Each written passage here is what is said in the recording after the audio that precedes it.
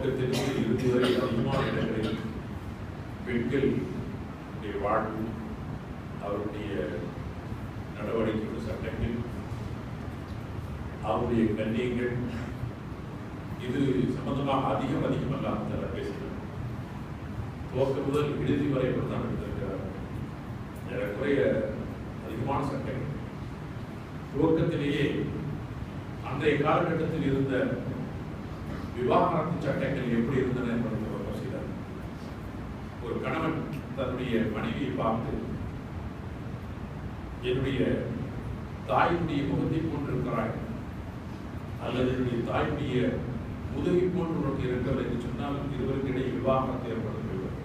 இது ஆரம்ப கட்ட காலத்தில் இருந்த சட்டங்கள். இதுவெல்லாம் நொறுக்கடிக்கப்பட்டுவிட்டன.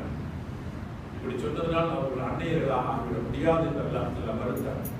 அதுதான் போதப்பட்ட ஆயாத்தின் துவக்கம். இருப்பினும் கூட அவ்வாறு சொல்லிவிட்டால் இன்னும் சில சட்டங்கள் இடம்பெற்றிருக்கிறாங்க.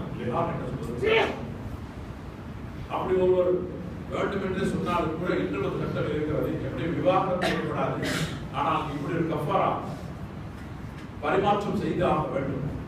ஒரு பெண்ணை ஒரு அடிமை உரிமை விட வேண்டும், அல்லது 60 நாட்கள் நோன்பு நோக்க வேண்டும், அல்லது 60 ஏழைகளுக்கு உணவு வழங்க வேண்டும் என்ற சட்டங்கள் இன்னும் இருக்கின்றன.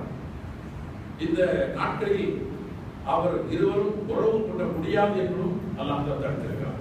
இது அல்லாஹ்வுடைய சட்டம் என்று மிக வன்மையாக தெளிவுபடுத்திருக்கிறார். குர்ஆனின் துவக்கத்தில் ஓதப்பட்ட ஆயத்து முதல் பக்கம் வீட்டில் சென்று படித்து பாருங்கள். கடைசி பக்கத்தை முடிக்கிற போது அல்லாஹ் தஆலா 2 பெண்கள், நபி லூத் அலைஹிஸ்ஸலாம், நபி நூஹ் அலைஹிஸ்ஸலாம் 2 பெண்களும் கட்டுப்படாதவர்களாக இருந்தார்கள், அல்லாஹ்வுக்கு துரோகிகளாக இருந்தார்கள். 2 நபிமாருடைய மனைவிமார்கள் இப்படி நரகத்துக்கு நுழைகிறார்கள் என்று அல்லாஹ் தஆலா சொன்னார். ஃபிரௌனுடைய மனைவி மரியம் அலைஹிஸ்ஸலாம் நல்வொழுக்கமுள்ளவர்களாக இருந்தார்கள், சொர்க்கத்துக்கு நுழைகிறார்கள் என்று அல்லாஹ் தஆலா சொல்லி இந்த ஆயத்தை முடித்தார். துவக்கமும் முடிவு பார்த்தா 2 பெண்கள் இருக்கிறார்கள். ஆனால் துவக்கத்திலே அந்த பெண்மணி ஹவ்வா என்ற பெண்மணி இப்படி நடந்துவிட்ட காரணத்தால், தன்னுடைய கணவன் சொன்ன காரணத்தால், ஸல்லல்லாஹு அலைஹி வஸல்லம் இப்படி சொன்ன காரணத்தால் விவாகரத்து சட்டம் என்பது நமக்கு அழகாக தெளிவாக கிடைக்கிறது. இன்றைய தினம் ஓதப்பட்ட ஆயத் சூரா தலாக் என்ற சூரா, அந்த சூராவில் ஓதப்பட்ட கிராத்திலே என்று கேட்டோம். தலாக் என்ற சூரா தலையங்கத்தில் ஒரு பெரிய பேராகிராஃப், நீண்ட தொடரை அல்லாஹ் சொல்லிக் கொடுக்கிறார். விவாகரத்து செய்தால் அந்த பெண்மணிக்கு இத்தாவுடைய காலங்கள் எவ்வளவு காலங்கள் இருக்க வேண்டும். இத்தா என்றால் ஏதோ கட்டி போட்ட விளக்கு என்று நாம் நினைத்துக் கொண்டிருக்கவில்லை. அவர்களுக்கு ஒரு பக்குவத்தையும், ஒரு பண்பாட்டையும், ஒரு நல்லொழுக்கத்தையும், அழகான படிப்பையும் அவர்களுக்கு தருவதற்காகத்தான் அல்லாஹ் அவர்களுக்கு அப்படி ஒரு ஒழுக்கத்தை நன்னடத்தை பெற்றுக் கொடுத்திருக்கிறார். அல்-குர்ஆனின் மூலமாக 3 மாத காலம் அவர்கள் இத்தா இருக்க வேண்டும் என்று சொல்கிறார் குர்ஆனில். இந்த போதை கேட்கிறோம். கர்ப்பமாக இருக்கிற நேரத்தில் விவாகரத்து செய்துவிட்டாலும் அவர்கள் எப்படி அவர்களுக்கு தான் குழந்தை பிறந்து விட்டால் அவர்கள் தான் முடிந்து விட்டது. 2 நாட்களில் அல்ல, அல்லது 1 வாரத்தில் அல்ல, அல்லது 1 மாதத்தில் அல்ல, குழந்தை பிறந்து விட்டால் அவர்கள் தான் முடிந்து விட்டது. மிக இலகுவான சட்டம் இன்னும் கேட்கிறோம். அப்படி அவர்கள் குழந்தை பெற்றதற்கு பிறகு அந்த விவாகரத்து செய்த கணவன் தான் அந்த மனைவிக்கு, அதாவது விவாகரத்து செய்யப்பட்ட மனைவிக்கு பெற்ற குழந்தைக்கு பால் ஊட்டுவதற்கும் தங்குவதற்கும் எல்லா விதமான செலவுகளையும் அவன் தான் ஏற்றுக்கொள்ள வேண்டும். அந்த பெண்மணி பால் கொடுத்தால் அதற்குண்டான செலவையும் அவர் தான் கொடுக்க வேண்டும். முடியாது வருந்தால் வேறொரு பெண்ணிடத்திலே கொடுத்து ஒப்படைத்து அதற்கு ஏற்பாடு செய்ய வேண்டும் என்று அல்லாஹ் தஆலா நேரடியாக சொன்னார். பெண்களுடைய வாழ்க்கையை மிக தெளிவாக சொல்லிக் கொடுத்திருக்கிறார்.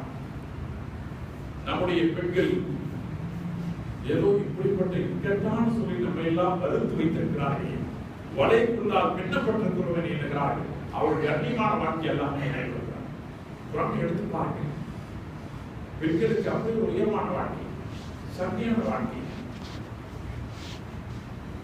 நாம் நினைத்துக் கொண்டிருக்கிறோம். ஒருவர் இறந்து விட்டால், கணவன் இறந்து விட்டால் 4 மாதங்கள் 10 நாட்கள் இந்தா இருக்கணும் என்று சொன்னார். அவர்கள் தங்களை பக்குவப்படுத்திக் கொண்டு தன்னகத்தை வீட்டில் இருந்து இபாதத்துகளின் வணக்க வழிபாடுகளின் குழந்தைகளை பாதுகாப்பது இருக்கிறது என்பதை தவிர அவர்கள் சிறைச்சாலை வைப்பதாக யார் என்ன விளக்கிறார்? அவர்கள் சிறைச்சாலை வைக்கிறது வீட்டு அரசு ஹோம் அரசு நினைச்சிருக்கிறாங்க. ஹோம் அரசு கிடையாது. சில பேருக்கு நினைக்கிறாங்க சொல்றாங்க எங்களுக்கு இறந்து போயிட்டாங்க அவங்க போயிட்டாங்க எங்களை ஹோம் அரசு வைக்கிறீங்க. ஹோம் அரசு கிடையாது. சட்டிப்படுத்தப்படுகிறார்கள். அவர்கள் வீட்டில் சில நாட்கள் அமைதியாக என்றால் ஆண்களுடைய இதய உணர்வும் பெண்களுடைய இதய உணர்வும் அவர்கள் உணர்ச்சிக்கும் தேர்தலானது மிக மென்மையானது. கணவனை அந்த பெண்களுடைய இதயம் எப்படிப்பட்ட நிலையில் ஆட்படுத்தப்பட்டது என்பதை அல்லாஹ் அறிவார். அந்த நிலையில் சந்தன் சந்தமாக கொஞ்சம் கொஞ்சமாக அவருடைய நிலைமையை மாற்றி இயல்பான வாழ்க்கைக்கு திருப்புவதற்கு அல்லாஹ் இப்படி ஒரு அழகான உயர்வான கண்ணியத்தை அவர்கள் தொடங்கியிருக்கிறார். ஒரு பண்பாட்டை, ஒரு பயிற்சி பட்டறை எல்லாம் உள்ள வைத்து அவர்கள் பெற்றுக்கொள்கிறார். இதை விட்டுவிட்டு இதுவெல்லாம் என்ன இஸ்லாம் சொல்கின்ற பாடங்கள் இது உயர்வான பாடமா என்று கேள்வி கேட்கின்ற அளவுக்கு நம்மளே சிலர்கள் இருக்கிறோம். அது தவறானது. இது குர்ஆன் சொல்கின்ற பாடங்கள் ஏதோ நாம தயார் செய்த சட்டங்கள் அல்ல. குர்ஆன் சொல்கின்ற பாடங்கள் என்று ஓதப்பட்ட ஆயத்து இவைகள் எல்லாம் நேரடியாக வந்தவை. அல்லாஹ் சொன்ன வார்த்தைகள். அது மட்டுமல்லாமல் அன்னை ஆயிஷா ரலியல்லாஹு தஆலா அன்ஹா, அன்னை ஹப்ஸா ரலியல்லாஹு தஆலா அன்ஹா இவர்களுக்கு மத்தியில் ஏற்பட்ட சில பிரச்சனைகள் அல்லாஹ் தலைகளை தினம் போத கேட்டோம். ரசூல் ஸல்லல்லாஹு அலைஹி வஸல்லம் ஹப்ஸா போனா அந்த தேன் வச்சிருப்பாங்க.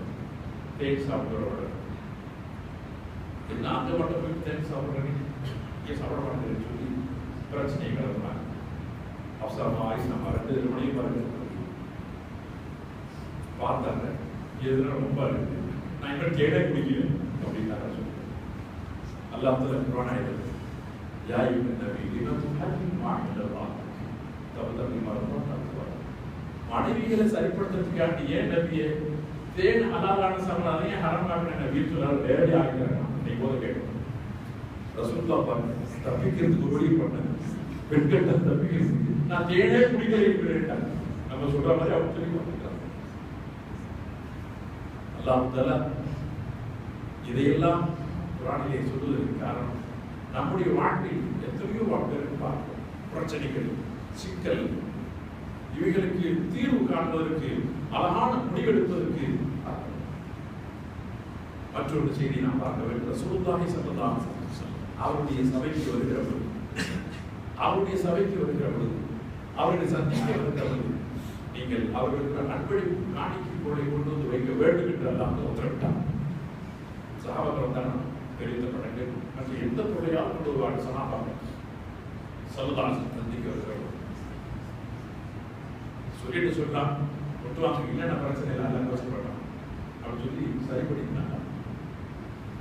இப்போது நமது வழக்கத்தில் இருக்கிறது யாரையாவது சந்திக்க போறாங்க உறவுக்காரன் பார்க்க போனாலும் சரி அல்லது நோயாளி சந்திக்க போனாலும் சரி மற்ற திருமண நிகழ்ச்சிக்கு போனாலும் சரி என்ன செய்கிறோம்? ஒரு அன்பளிப்பு பொருளை நாம் கொண்டு போகிறோம். இதுவெல்லாம் நம்முடைய கலாச்சாரம் என்ன என்கின்றோம் இல்லை மலேசியர்கள் செய்கின்ற கலாச்சாரம் என்ன என்கிறோம் இல்லை இஸ்லாமிய கலாச்சாரம். அல்லாஹ் கற்றுக் கொடுக்கின்ற பாடங்கள் அன்றைய வழக்கத்தில் இருக்கிறது. பூச்செட்டுகள் பூ மலர்களை கொண்டு போய் கொடுத்து விட்டு பார்க்கின்ற படம் அன்றைய சஹாபாக்கள் என்பது இருந்து கொண்டிருக்கிறார். இதெல்லாம் கிறிஸ்தவர்கள், நசாராக்கள், யூதர்கள் கற்றுக் கொடுத்த படம் என்பது என்ன வேண்டாம். யூதர்கள் எடுத்துக்கொண்டாகக்கூடிய வழக்கத்தை மலர்களை கொடுத்து விட்டு பார்த்து வழக்கம் யூதர்கள், நசாராக்கள் கையில் எடுத்துக் கொண்டார்கள். இஸ்லாமிய கலாச்சாரங்கள் மலர்கள் மணக்கின்ற மலர்களை மணக்கின்ற வாசனை வீசுகின்ற மலர்களை கொடுத்து விட்டு பார்த்து விட்டு வருவதும் நல்ல பொருளை அவர்கள் அன்பளிப்பாக கொடுத்து விட்டு வருவதும் இஸ்லாமிய கலாச்சாரங்கள். ஆகவே நான் குர்ஆனிலே சொல்லப்பட்ட ஆயத்துகள் ஒரு சிலருக்கு பார்த்திருக்கிறோம். வீட்டுக்கு சென்று இன்றைய ஓதப்பட்ட அதிகமான செய்திகள் இருக்கிறது. இன்றைய ஓதப்பட்ட ஆயத்துகள் சின்ன சின்ன சின்ன செய்திகளாக அதிகம் பேசியிருக்கிறார். இதுல 3-4 செய்தி தான் அதை சொல்லியிருக்கிறார். ஒரு ஜுஸு ஓதப்பட்டது. இதுல 3-4 செய்தி தான் இருக்கு. பாக்கி லட்சக்கணக்கான செய்திகள் அதில் நுழைந்து கிடக்கிறது. இப்போது சொல்லப்பட்ட செய்திகளை ஒன்றொன்று ஒரு மணி நேரம் 2 மணி நேரம் பேச வேண்டிய செய்திகள் நேரத்தை குறிக்கிறோம். அல்லாஹ் தஆலா இந்த குர்ஆனுடைய விளக்கத்தை இந்த குர்ஆனிலே இருக்கின்றபடி நடப்பதற்கும் அதை அமல் செய்வதற்கும் அதை கடைபிடித்து வாழ்வதற்கும் அதை மனதார ஏற்றுக்கொள்வதற்கும் அல்லாஹ் தஆலா நம் அனைவருக்கும் தௌஃபீக் செய்வானாக.